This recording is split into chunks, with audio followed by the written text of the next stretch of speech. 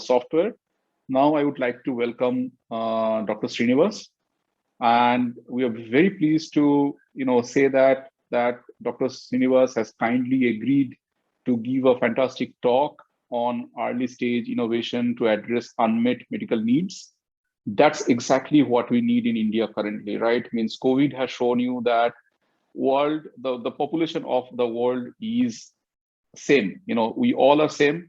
Whatever innovation comes out from whichever part of the world is important and is required is the at this hour.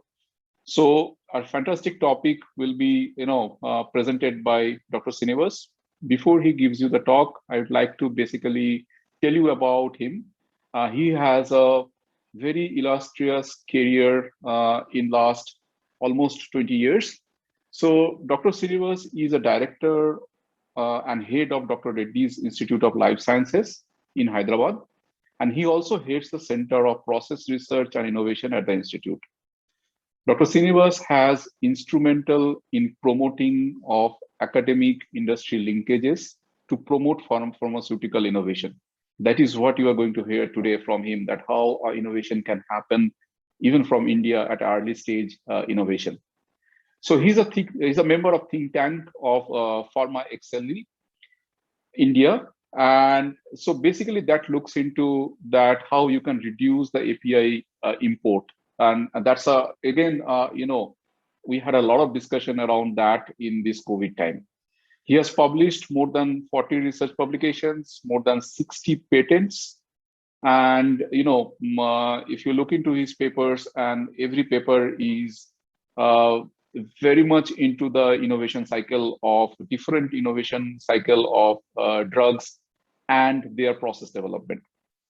So he's not only that, he's also the created a center which is an industry a center for process and research innovation at the Dr. Reddy's Institute of Life Sciences, and he's actually the heading the center by himself. So he has actively contributed several successful medicinal chemistry collaborations with several pharma and biotech companies involving hit to lead identification and lead optimizations for different therapeutic areas.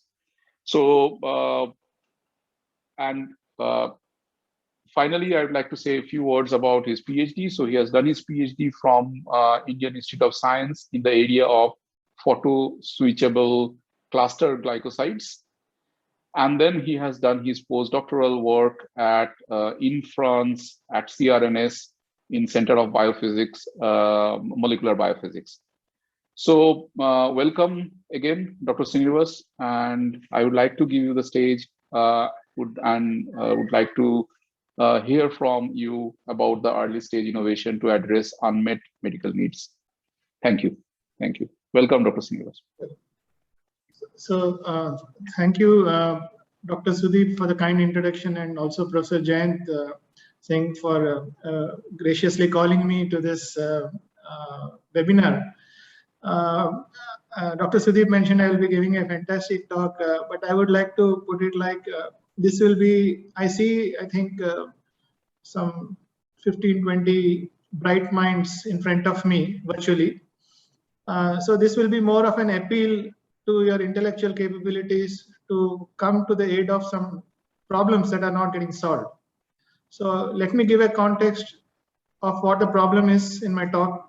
Dr. Sudeep's team will, and Professor Jain's team, Prescience, will give you probably a way to accelerate such problem solving. But essentially, we also need some bright minds. So let me just quickly share my slides, and I hope you're able to see. Are you able to see? Yes, Dr. Srinivas. Yeah. Thank you. So once again, thank you. And this is a topic which is I'm very passionate about, close to my to what I do, and also something that I would like to reach out to maximum brains within the country, outside, because these are projects and problems that cannot be solved by one person, nor by one approach. So it is in that thing. So we at this research institute, which is like a public-private partnership set up with Dr. Reddy's as one of the promoters, University of Hyderabad, and Government of Telangana being also the public partners. we are essentially involved in various stages of drug discovery and development. So I will cover with some of the aspects first to give a context, and then come to the actual need where we see an unmet medical need and how do we potentially address that. For those who are not aware about the drug discovery scenario, there is a cycle of innovation in pharma where a patient-centric need or a clinical unmet medical need is identified, and that becomes the starting point for a problem solving to develop a drug or new therapy or an improved therapy, which is taken up at pharma or a biotech. This undergoes into the clinical trials where phase 1, phase 2, phase 3 are done on humans after a robust preclinical study on animals. And of course, after doing all these things, even if you see a great deal of success, eventually it's the business viability economics which determines whether the drug would come into the market. So it's a kind of a continuous circle of innovation, and whenever there is an issue, this keeps going in, whether it's a biology or chemistry, NC, this basically happens that way. But what I want to also point out is, I think my own in the last 10 years, I have seen working closely with pharma industry in particular. I have seen that the blockbuster focus model is slowly moving away. So earlier there was this potential of Lipitor 50 billion, or it can have a huge potential. A drug at least contributing to $1 billion annual sale is something that is moving away, and there are more other kinds of products which are picking up.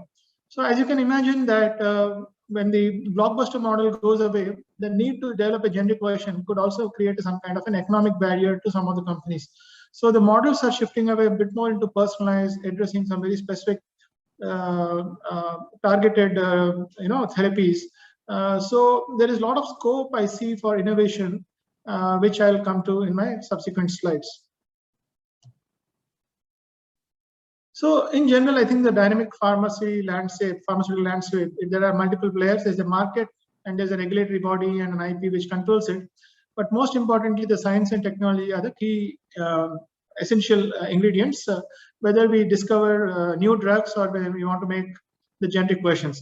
And a lot of organizations come into that: industry partnerships, CROs, CMOs, industry academia is one such thing, and also incubations and entrepreneurship.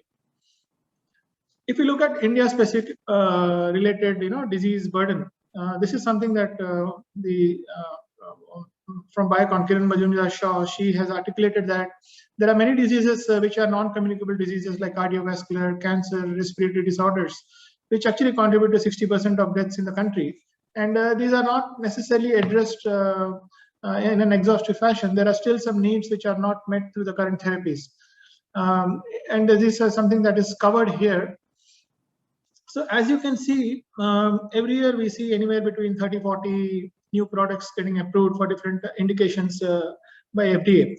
But what one must realize here is at some point of time, these molecules are quite expensive because they're coming from the innovator pharma.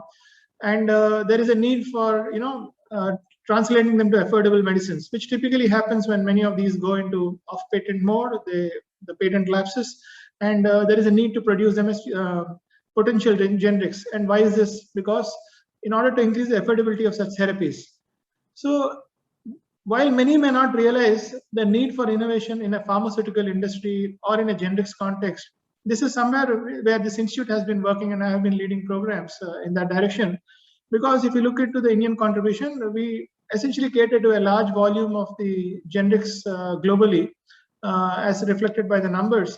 And there are 4 major activities on the APIs, formulations, including CDMO, which is essentially part of the entire business sector.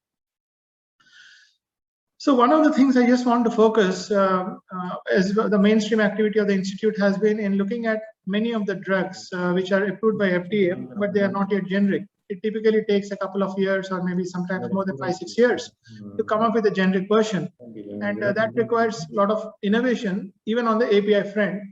And why is this? If you look at a couple of molecules, maybe I can use my pointer. If you look at this particular molecule, which is eribulin, which has several chiral centers, it is typically one of the most challenging synthetic targets that one can think of in order to synthesize, with more than 60 chemical steps. So most of our R&D and effort has been in trying to come up with processes which eventually will translate to be efficient, greener, economically more viable.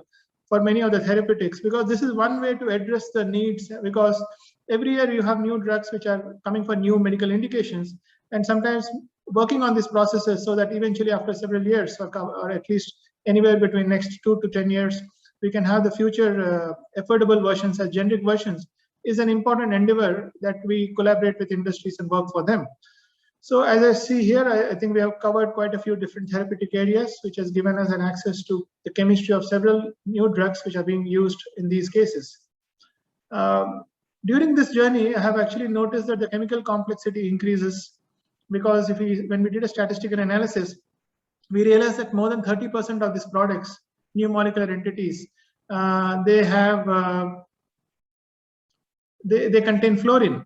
And sometimes the introduction of fluorine in a chemical moiety can actually make different impact altogether.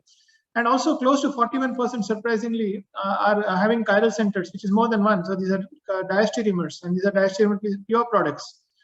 So if you look at the complexity of products, there is a lot of room for both root simulation using known approaches or through some more state-of-the-art AML-based softwares. But most importantly, there is also a lot of room for chemistry innovation, in which we have been focusing. There are a lot of very, I think, again, in an informal way, I should say, crazy-looking structures which talk about chirality in a phosphorus. The most significant examples being sofosbuvir, remdesivir, which have become popular during the COVID time, tenofovir, which also has a chiral phosphorus. We have also covered a lot of very complex peptidomimetic drugs like boceprevir, as you can see here, which has a bicyclic cyclopropane. Then we looked into some very complex macrocyclic products which had to be synthesized in ring closing metathesis, with again multiple chiral centers, combination of chemistry and biocatalytic transformations. And of course, we have also created our own new routes to the new class of oncology products which are there. And this is again an example of ibrutinib, which is a covalent inhibitor which can covalently bind to the binding pocket. But during the entire thing, while we are working on the products or trying to create the affordable versions through generics of some of the newly launched or approved products, we have also been focusing on a class of diseases for which there are very few approved drugs and they are prohibitively expensive. So we also developed processes for droxidopa, eliglustat, which was approved for Gaucher's disease, miglustat, and of course for some other diseases like amyotrophic lateral sclerosis and also acromegaly. So while, as I can already covered, like around 30 to 40 drugs may be produced on a yearly basis for new indications, the fact of the matter lies is there are several unmet medical needs which are yet to be answered. So my initial part of the talk was not to emphasize what we have achieved in this organization working with pharmaceutical industry, saying that despite trying to work on more efficient processes and for affordable future generics, so that they can be launched as generics upon patent lapsing, it still doesn't address the problem for which we are looking at. The unmet medical needs, they still persist. There are no clear-cut solutions. This is a picture which I've taken from some other literature source on unmet medical needs. So whether we look at cancer or breast cancer, or even we look at NASH, which is non-alcoholic steatohepatitis, or even gut-brain related issues like Alzheimer's, ALS, and dementia. These are all unmet medical needs for which the therapies, we don't have sure shot ways of managing these diseases. And these are not some orphan diseases or neglected diseases. These are diseases which I would say actually have a clear-cut, urban lifestyle related, catalysis in terms of many of the disease manifestation, especially diabetes. Then there are a class of neglected diseases. Neglected diseases in the sense that not that diseases, they have significant numbers. For example, India has, if there are class which are again usually vector-borne, viruses, protozoa, bacteria, and so on. And these vector-borne diseases still are a problem for economically impoverished countries, because there are lesser hygiene, lesser economic status, and sometimes all this will lead to less stringent control of the vectors. So when we look at even India, purely like a case of leishmaniasis, the visceral leishmaniasis, we have close to 20,000 deaths globally, and India apparently is one of the leading by volume and numbers. So this is again a class of unmet medical need. In this case, it is not necessarily because it's difficult to generate a therapy. It may be because the cost of development of therapy or the commercial aspect of a developmental therapy may be a bit prohibitive, and it may not make economic sense for companies to either design new drugs or at least continue producing or manufacturing drugs and formulations in terms of cost-benefit analysis. Then comes the third category, which again is essentially largely in the unmet category. These are the rare diseases. Typically, the definition of rare disease varies from country to country, but by and large, our Indian definition is 100 patients for less than 1 lakh population, less than that. Sometimes it can be like 2 patients per lakh, can be ultra rare disease. Most of these rare disease, at least 70%, come from some genetic cause, and they're monogenic, at least close to 70. Now, there are several diseases, and there are no drugs, there are no therapies, and sometimes these come at a pediatric stage, and it can be quite debilitating not only to the child who unfortunately might have this rare disease, but to the entire family. It's a completely economic disruption.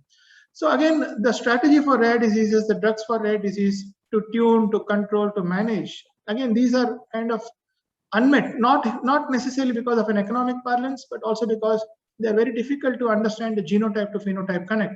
So as I can probably emphasize, I've talked about some diseases which may have a commercial benefit from a pharmaceutical perspective, some which do not have a commercial benefit, like neglected ones, and like rare diseases which are having less numbers, so it's a lesser business case also. But more importantly, these are very difficult to predict and control from a clear-cut identifying the right druggable target, because many of them are genetic in origin. So this context, as I told to you, that even though, yes, we are able to generate the latest versions of drugs as generics at some point of time, it doesn't really address the need to come up with new and improved drugs for newer therapies and clinical profiles that are not addressed adequately. So in this context, at DRILS, we have been working on a variety of projects. There is a lot of translational element in addition to the process chemistry. And some of my colleagues, they have been working on some new druggable targets. This is a part of a Center of Excellence project that we have been doing with Professor Syed Hasnain, who is India's leading tuberculosis researcher. And here we have a major project in which we look at a new druggable target. But this is something that we have also started at this institute in the DRILS Rare Disease Initiative, because as I said, there are a lot of unmet medical needs and many rare diseases which do not have a clear-cut treatment regimen or options, and I thought this should be a great area that we should focus as a research institute. But when we decided to get into this particular area, I've already defined what is rare diseases for you, but those of you can also refer to the latest national policy for treatment of rare diseases. What we realized is, in order to develop a drug or even to find out a repurposed drug, what do we need? First, we need to understand the disease biology. In the case of rare diseases, for example, it's a bit challenging because we don't really understand the genetic mutation to how does it express into a phenotype, as also as a function of the disease progression. We don't have a clear-cut understanding about the pathways to understand the disease progression. And it is not necessarily same in all the population. It depends again from where the population is, whether they're from Caucasian or whether they're coming from the Indian background. It all depends. Also as a function of lifestyle in terms of the impact on the disease progression. Most importantly, you need to know what is it that you want to target, an enzyme or anything which is a druggable target, in order to control a disease. And are there any models which are representative enough to be able to do so? The fact is, all of these are actually gray areas. And we realize that in order to do meaningful drug discovery at this research institute or to work with collaborators, you eventually need to have good models, animal models, to be able to do so. So in this context, some of my colleagues have set up the zebrafish laboratory. It is, again, a very interesting organism whose embryos are transparent, close to 70% commonality with the human genome. And this is a model which is slowly becoming quite popular, as an initial model, or in some cases as a surrogate or a replacement even for a rodent urine model. So I think this is something that we have been developing at this institute, and specifically focusing on creating some genetic models to kind of create a rare disease scenario in the zebrafish stage. Just to give you a background, this is a review from 2019. Many of the drugs, especially on the concept of repurposing or repositioning, some of the drugs that have already been successful at the phase 1 stage and showed a good safety toxicological profile, but they failed at a later stage. They were actually kind of screened directly on a zebrafish model and taken for clinical trials. So I will actually suggest you to go through this review, because if you look at even a Dravet syndrome where lorcaserin, which was originally developed for obesity, a 5-HT2C target, now this was actually studied for a clinical trial for the Dravet syndrome. You have other cases of certain lymphatic diseases, or even rhabdomyosarcoma, where olaparib, which is an oncology product, in combination with temozolomide, was also studied. And since the phase 1 was okay, it was quite possible for them to do the proof of concept on a zebrafish model and directly take it forward. So this is some account of drug repurposing, which has become quite popular in the COVID scenario. But these are some examples which date prior to that. Of course, we have also developed our own proprietary models using what we call as a DNAzyme technology. I will not go to the details, but that helps us in preparing some transgenic models. We have also used some of the CRISPR-based approaches to create models. And at this point, some of the more popular, well-studied, robust ones are for Duchenne muscular dystrophy, Gaucher's disease, glutaric aciduria 1, and also controlling the FMR for the Fragile X syndrome. So now that we have the zebrafish models, we hope that we can do an unbiased experimental drug repurposing for rare diseases using approved drugs, or those drugs which might have not hit the market because of some failure at the phase 3 stage. And we have set up at this institute a lot of biochemical molecular assays, gene expression assays, which could support, in addition to the phenotypic screening that we can have from the zebrafish. So over here, actually, some of my colleagues, team members at this institute from the data science background, they started looking into some AI ML approaches. Of course, this is how the zebrafish facility looks like. You have all these genetically created models over here in the aquarium tanks.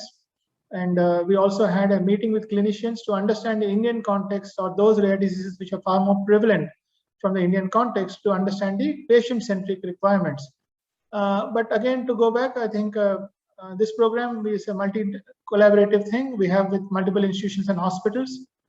These are a couple of diseases like Hunter syndrome, Fabry disease, mucolipidosis, and all this Pompe disease that we have been focusing on.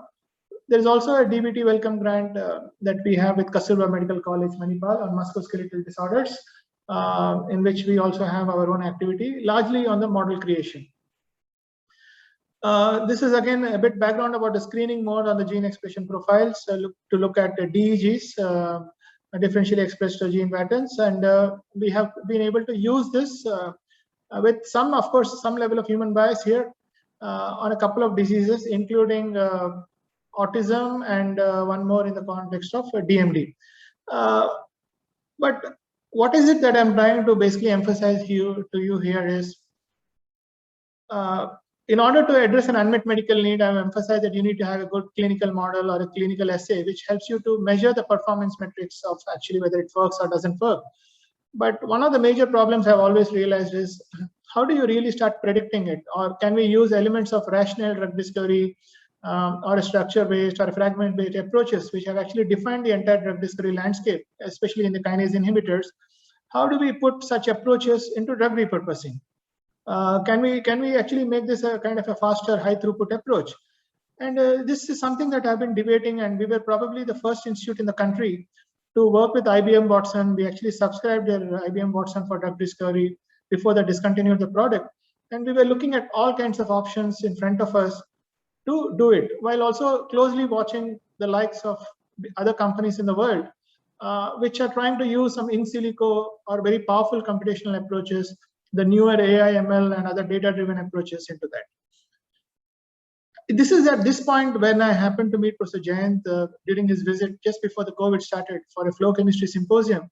And I'm very happy that this interaction actually shaped into a much more meaningful engagement with Prescience. But to give you a context now on drug repurposing, see, when I want to first maybe just help you understand what is the connection between unmet medical need and repurposed drug. As I said, unmet medical needs largely don't have a possibly potential drug for which you need to develop. And as you know, developing a new drug is always a multi-million, multi-billion affair. Sometimes many of us as scientists, we look at what is already known out there and see whether we can resubstitute or reposition the drug for a given medical problem. Because from a cost perspective, it also reduces a lot of early stage developmental aspects. And this is one way of us assuming that a repurposed drug can also be economically viable to bring out a new therapy. This is now picking up a lot of positive support from scientists, even within industries and bigger pharma. And so in principle, the repositioning, repurposing is an attractive approach because it can lead to a lot of significant time and money and development. Imagine this has been the case of COVID-19. You never had time to develop a complete drug all across and take some 5 to 8 years. So we started focusing on repurposing despite some challenges, whether it was remdesivir or any other drug, in order to see whether it would make a difference. And I'm happy to see some of the publications which are very fundamentally contributing from Prescience, and Dr. Sudeep has shared with me earlier, again talking about this COVID-19 based aspect. But in principle, actually, these repurposing strategies will have a stronger, powerful edge if you can predict them, or even hypothetically make a guess using some in silico approaches before we embark on an in vitro, in vivo screening, which at times could be laborious. So with all these commercial benefits, I can just tell you that sildenafil Viagra, in fact, is one of the classical examples. It's like a textbook example, which was developed for an angina and eventually used for erectile dysfunction. In fact, metformin is now seeing a lot of attraction in terms of its repurposing for various other indications. It's in a couple of clinical trials at phase 2 and phase 3. But what is also important is finding a new use for a drug could also have many other appeals, even from the company perspective, because the safety must have been studied. It's all about a dose change or a dose correction or a reformulation as required for the given purpose. Many times since the data exists, there are a lot of repeat work need not be done. And sometimes if you can find the right molecule which has been not developed for a given disease, but repurpose it, it can actually cut down the cost prohibitive aspect for de novo development. It should be mentioned that even from a statistics perspective, out of all the drug applications, typically 10% of them gain the market approval. But the chances in a repurposing indication, even statistically, I think it's around 30% or so that they get approved. So even there is a statistical number advantage that one can think of the repurposing. But having said this, this has been a question that we have been having because we are more at the biology and chemistry side of things. We have been wondering, okay, how do we really try to look at the in silico approaches in order to amplify or streamline the repurposing approach? In this case, there are a couple of articles which have been appearing recently, and there are two things that have caught our attention. One is the connectivity map, which is again a repository of gene expression profiles when one looks at the gene expression profiles from different drugs. There are a couple of early stage examples which seem to be channeled into the repurposing mode thanks to the initial connectivity map based data. There is also this concept of differentially expressed gene signatures, which my colleagues are actually using in the rare disease projects. But bosutinib, which is a kinase inhibitor in leukemia, was also found to work on a different cancer, oral squamous cell carcinoma cell line, based on the gene expression profile data, whether there is an increase or a decrease in the expression or unique differentially expressed signatures. So a lot of these data-driven things are being used, but one challenge is many times even access to such clean data for this DEGs and others is something that is not easy. So people have used to basically stream through the entire data, a lot of these AI/ML algorithms which can process lots of information in a very short duration and show potential DEGs. In fact, I just want to highlight to many of you that since these drugs are deemed safe, the development cost can be reduced. There are also one more like mifepristone, which has been used for one of the rare diseases. And in this case, even a very small patient population pool could be actually, used actually. So also it should be mentioned, maybe I'll just, one second. Yeah. So in the Cushing syndrome, which is again a rare disease, actually you have like 30 patients to test the efficacy. But in a repurposed case or in a new drug, you need to have a more patient pool for the clinical trials itself, which also escalates the entire cost. But having said this, I want to stress again that you may have the assays, you may have the models, which is of course necessary, or we can look into a gene expression profile or a drug target based approaches. But what is most important is, I think in silico approaches are a focused platforms that are available, which enable a strategic entry point into a drug repurposing, and also reduce the chances of not going for a false hit is certainly a need of the hour. And actually, in fact, this is something that I'm very happy that we were able to work with Prescience on fairly challenging problems which would not otherwise be taken up. And we are working on a research project. But I should also emphasize that there are a lot of these examples. A lot of agencies, including philanthropic agencies, are actually finding. One such agency called UK-based Find a Cure actually launched a grant opportunity in 2017 for rare diseases. And many of these grants are quite open to support repurposing-based programs. So at the end of the day, there is also repurposing has actually caught up the imagination of many other software companies out there in the world, in both Europe and US. And again, this is not typically my domain, but we understand that strategies including literature mining, pathway mining, adverse event matching, gene regulation mining, all this provide the essential data points that are needed in order to predict a set of drugs that could be repurposed. So the couple of articles, again, I think we see a lot of important articles again, which can give a computational basis or in integrating AI ML with the classical in silico based modeling. So this is one of the projects, again, as I mentioned briefly to share, that we have been working with Prescience, because we all understand that it's a need for us to come together, use the domain expertise available across different groups or companies or startups. And that's why we're fortunate to work with Professor Jayant and Dr. Sudeep. And this is something that we are focused on Gauchers, trying to look at some new potentially druggable targets in the Gaucher's disease, which still actually unfortunately has a high incidence in the Indian population. Of course, I will not be able to share some of the details because this will also be a bit proprietary to both of us as we go along.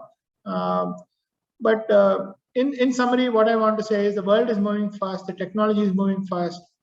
The integration of instrumentation, the integration of AI, ML, the automation, all these things are changing the dynamics of research very fast. And my 3-point summary for repurposing would be a clear-cut in silico need for a very strong predictive approach or a platform which can either be completely data-driven and at the same time be able to also assimilate experimental data in real time from the labs to improve the modeling outcome or the prediction outcome. Of course, proving with some very minimal, very focused cell-based or in vitro-based assays also, and like the likes of what we do at Zebrafish, representative in vivo models which can expedite the entire process, and then identify smartly the repurposed drugs. But there is also some kind of, I would say, a misconception in my own opinion about the concept of repurposing. Yes, we want to look at FDA-approved drugs from repurposing context, but repurposing can also be implied and quite opportunistic for companies. Imagine that you are a multinational and you have a lot of parked products which are failed in phase 3 or at a late phase 2. Sometimes repurposing might also give a new lease of life for these products. So I think I do know that some of the multinationals, they do donate a lot of these libraries and molecules to some of the foundations for neglected diseases and others. I think a combination, and it could be proprietary at times, we may not have access to this in the public domain, but a combination of drugs at phase 2, phase 3, and including the approved ones could be a reasonable database for us to look at, potentially understand whether we can look at unmet medical need. Last but not the least, some of these repurposed drugs hits, we all have to accept that they're not been designed to meet a specific problem. But nothing stops us from taking inspiration from the understanding of identifying a repurposed drug and using that as a basis for going back to a very conventional new chemical entity based drug discovery approach.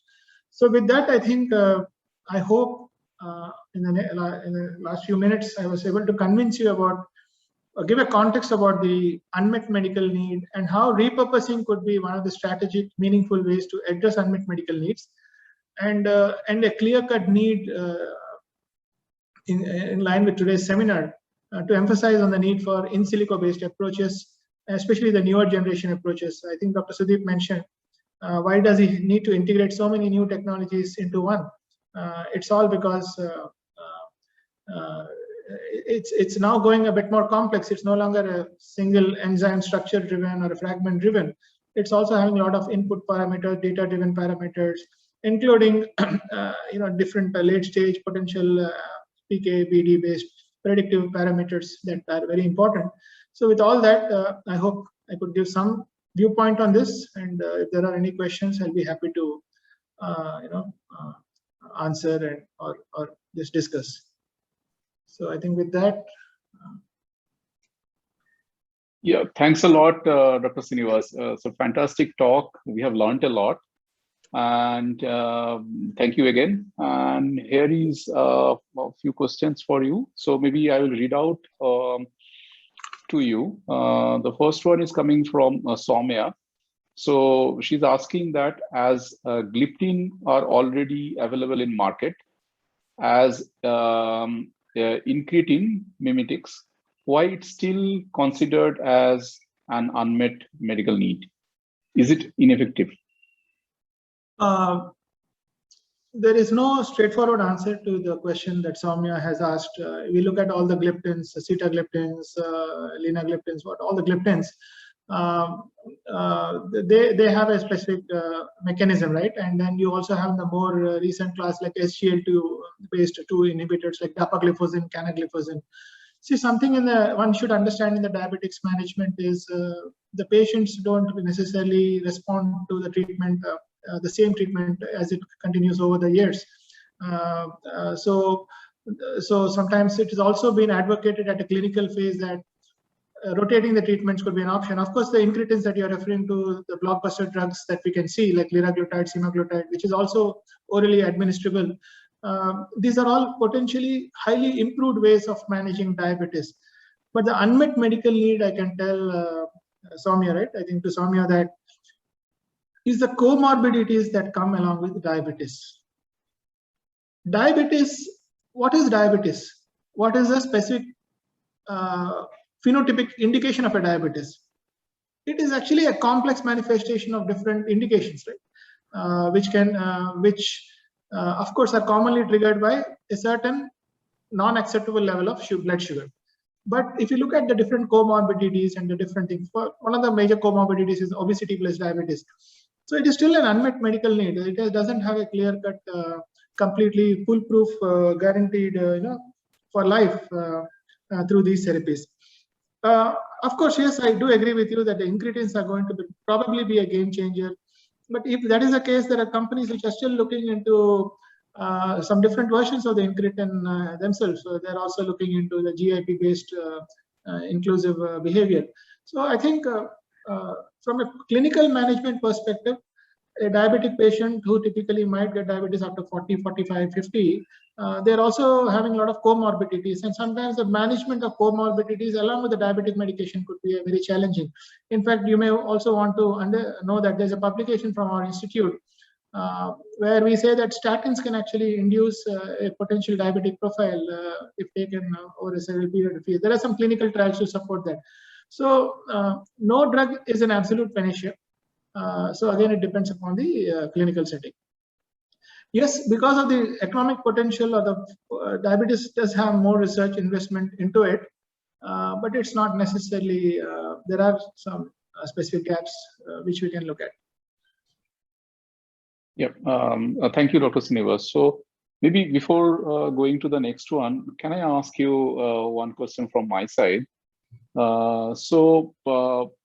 Where we stand in India currently on the innovation cycle. So are we really doing some innovation work or innovative work in the areas of repurposing drugs for unmet medical needs?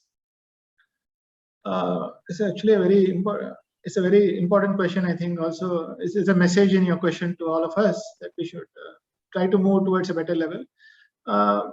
If you ask me honestly, the word repurposing became really popular in all of our lives in the COVID time. Yes. Now it's something that a news anchor might be able to better articulate than what I do now, right? But thanks to some recent efforts, the concept of repurposing, especially by agencies like DNDi or other philanthropic, other clinical agencies, they have been working and they've been more focusing on the clinical trial element in our country. One of the challenges, as you know, Dr. Sudeep, is for the amount of diseases that we have, even looking at neglected diseases, patient pool population, the relative number of clinical trials going for a given neglected disease as a subset is still less than what might be happening for oncology or any other disease with a more commercially viable outcome. So I think there is a great need for us to look at it. I think the early stage innovation is out there, is quite being well funded now, thanks to government, PIRAC, startups, and all that. But eventually, all of this will get like a bottleneck when it comes to a clinical stage. Maybe we can push up to the preclinical.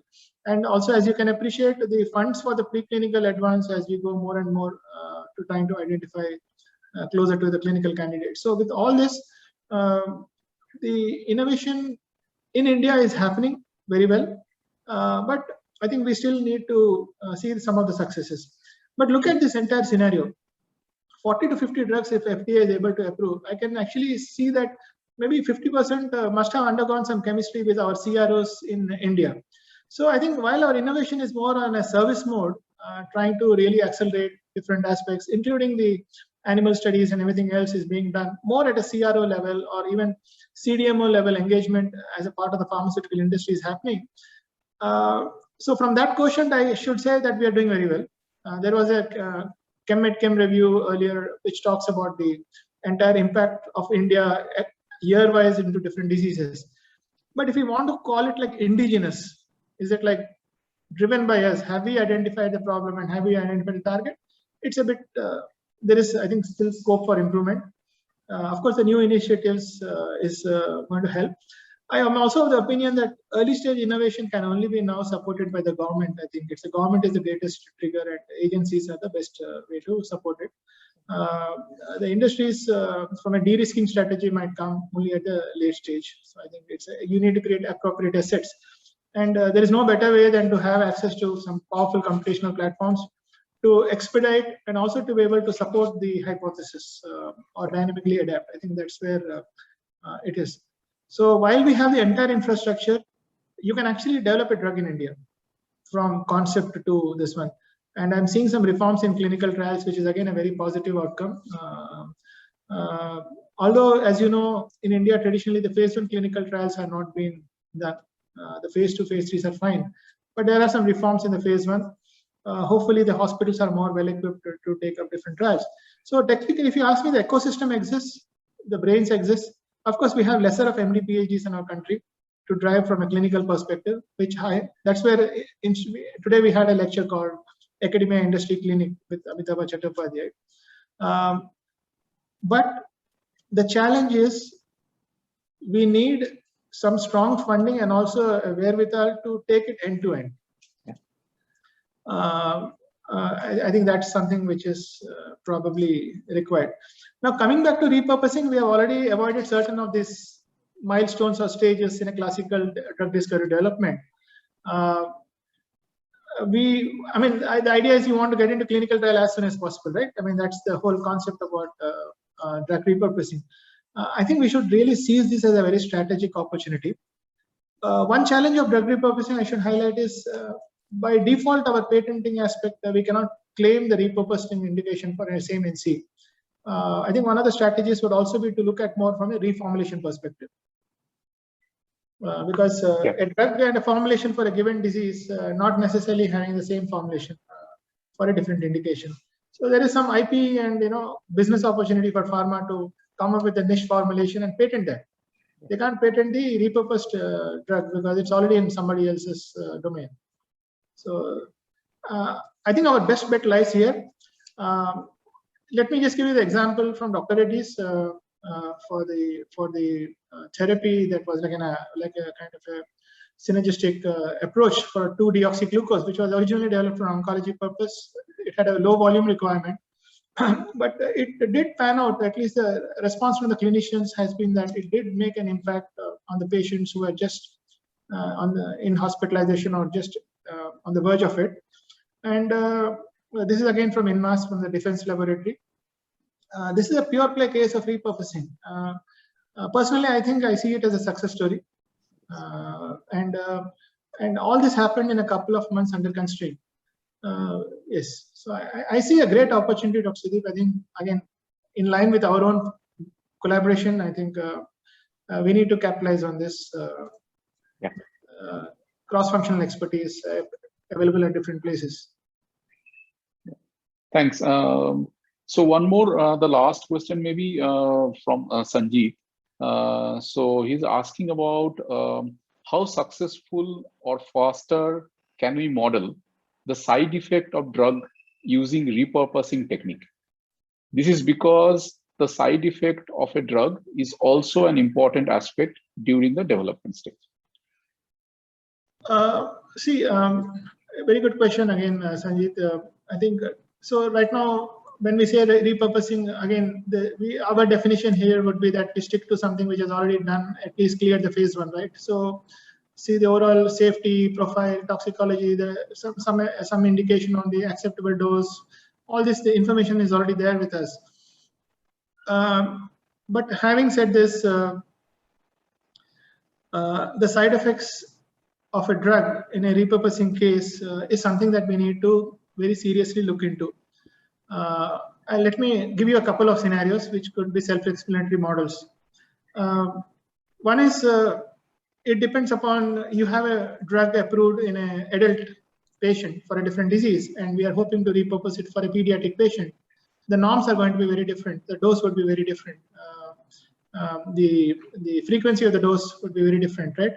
And sometimes we do not really know, just because a kinase oncology inhibitor has been repurposed for a different indication, we can actually use it in a rare disease in a pediatric patient. We never know what happens in the long term. So it's a big challenge. But what is also interesting is through all these data-driven approaches and also some of the newer approaches, including the classical things, there are more and more models which are supposedly predictive. For example, you may be aware that there is already a liver toxicity model that is available, where one can predict the potential liver toxicity just by looking into the pharmacophoric signatures or some kind of thing. So like this, we can look at it. But I think what is something which is going to be a bit tricky, and I think it should, is translating a given dose into a different patient population, like I'm talking about an adult to pediatric. There is no clear answer. We can only look at some creation of some specific models to maybe make an educated guess. The other, you can imagine that whether the repurposed indication is for a short term or for a long duration. So in the case of COVID, for example, maybe 10 days, 20 days. But imagine a pregabalin, which probably a patient takes for a much longer duration, or even for any diabetes drug. So the longevity of the treatment can also come up with some long-term side effects and interactions, which are very difficult to predict. That's where I think a strong mix of prediction, pharmacology, then the entire clinical pharmacology groups, I think that's where they are able to come together. It's not like you can predict everything. You can only take a guess based on the initial safety profile, and also be slightly lower than the eventual expected largest dose possible. So I think that's broadly an answer I think I can give. It may or may not answer your question, but I think it's something which is an intrinsic part of the drug discovery development. That's the precise reason why you have something called a phase 4. Even when the drug is launched, there is a market and other clinical feedback, patient feedback, which goes back. And we need to be a bit more cognizant of that. So again, it should not be also seen as a very trivializing. See, again, the problem with drug repurposing is it should not be trivialized. That okay, I see a different indication, we're going to solve a problem. It's not as easy as that. It's a multiple understanding from different groups, expertise, which will, I think, define. And that's where again I want to say that cross-functional expertise is will probably expedite it and bring a rationality to it. Yeah, that's great. I think we have learned a lot from this session, Dr. Srinivas. Thanks a lot, and we appreciate you have taken out some time and given a nice talk. So let's thank Dr. Srinivas for a fantastic talk. Thank you. Thank you, Dr. Srinivas. Yeah, thank you. So I'm moving to the next talk. So we'll be now coming to the in silico approach of drug repurposing. So Dr. Aishwarya Power will be taking you through some of the in silico approaches that been used for COVID-19, one of our own work. So Dr. Aishwarya Power is a PhD from National Chemical Laboratory in Pune. And after his PhD, since then, she is with us at Prescience in Silico Private Limited as a senior application scientist. So I welcome Dr. Aishwarya. Please come to the stage and present the work as you like to. Thank you very much. Thank you, Dr. Sudeep Roy. So I'll just share my screen.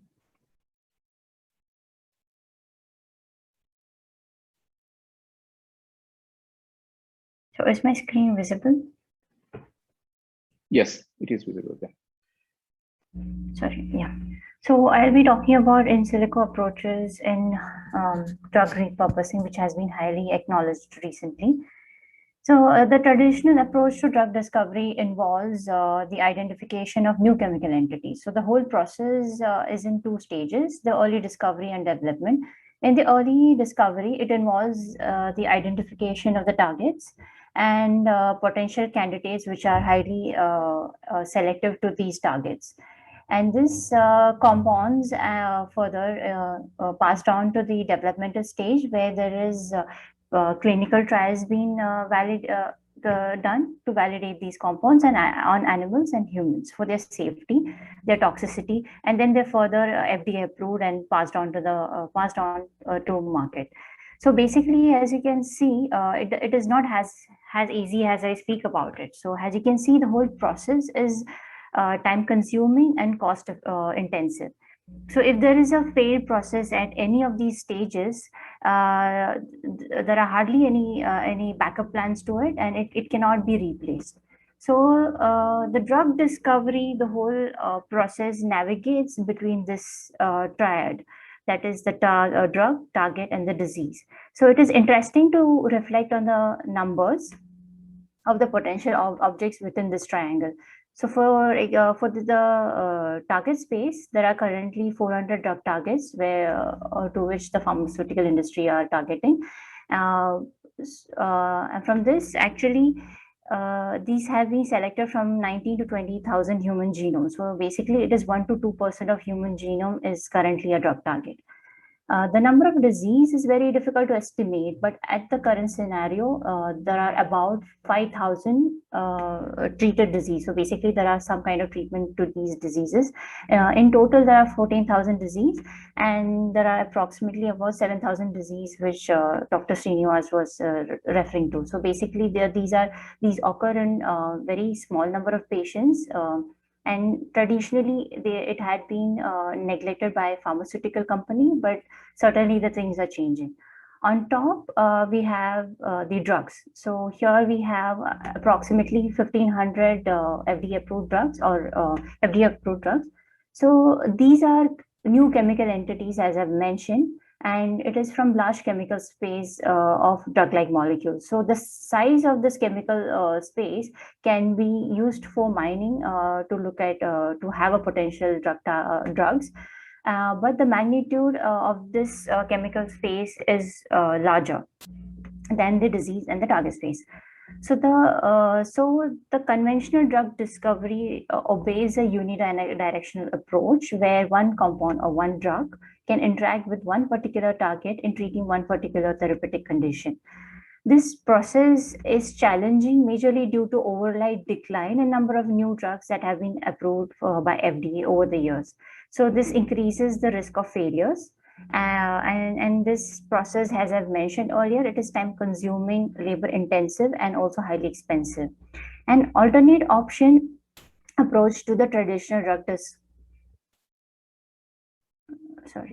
An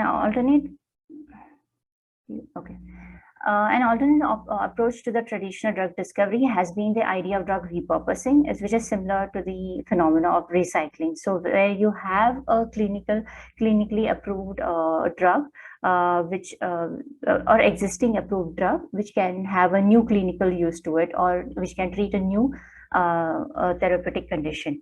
So the drugs that have been considered for the drug repurposing fall into any of these categories. And there's another concept known as drug rescue, where you try to find out the stalled drugs or the compounds which are already gone in phase 2 or beyond clinical trials, which are already been tested for their toxicity. And which have less side effects. They are being repurposed or reused for other therapeutic conditions. So similar to the pipeline that we saw earlier, the drug repurposing pipeline already bypasses a couple of phases because they have been already tested earlier. So the time required, so the risk of failure is low, and the time and the cost required is much low compared to the traditional drug discovery. So, but there's another aspect to which drug repurposing always has an issue with, is the regulatory consideration and the intellectual property and the patent. So the regulatory guidelines, these guidelines are largely depend on the history of the drugs that we are looking at for repurposing. So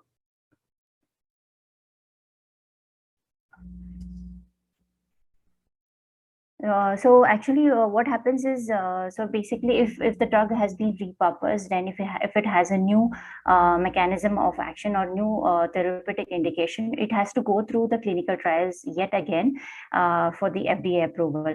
The another aspect is the patent application and intellectual property rights. So there is no clear indication of the IP protection for the drug that has been repurposed, because the drug target association, or this particular mechanism that you're studying for drug repurposing, might have been already reported in some of the publication or in some online database. So it is difficult to seek an IP protection for the same.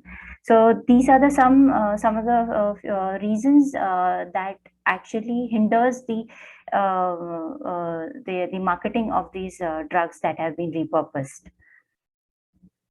So biologically, drug repurposing can be of two kinds. That is, when we know the drug and the target, it can address a new therapeutic condition. So basically the disease that it is treating will be different. And there's another approach, which is an off-target repurposing, where you find a novel target for the same drug, which will have a new pharmacological mechanism. So basically both the target and the indications are new. Such concepts will help us in exploring the disease mechanism and target space, which has been extensively. So these are some of the